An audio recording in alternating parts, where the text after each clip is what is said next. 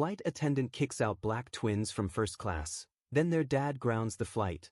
"I'm going to need you girls to gather your belongings and move to the economy section immediately." The flight attendant's voice cut through the business class cabin like ice, her tone dripping with disdain as she loomed over two 13-year-old black girls who had been quietly reading their books in seats 2A and 2B.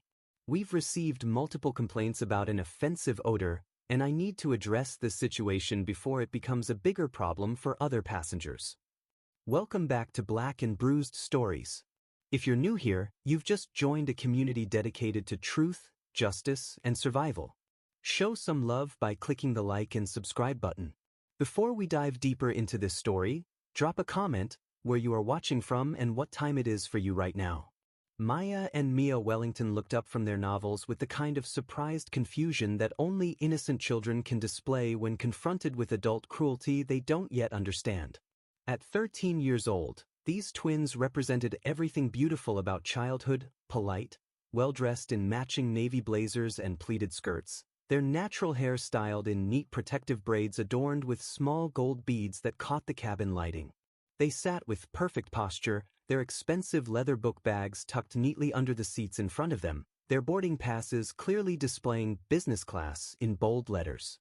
But to Patricia Morrison, senior flight attendant with 15 years of experience and a documented history of treating passengers differently based on nothing more than the color of their skin, these two children represented something that didn't belong in the premium cabin she considered her personal domain.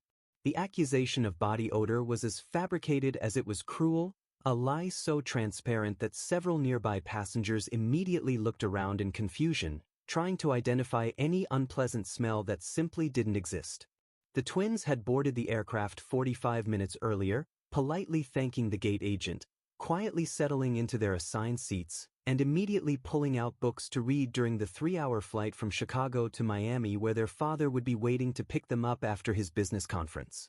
Maya, the more outspoken of the twins by exactly 7 minutes of birth order, spoke first with the careful diction her parents had taught her for dealing with difficult adults. "Excuse me, ma'am, but I think there might be some mistake. These are our assigned seats, and we have our boarding passes right here."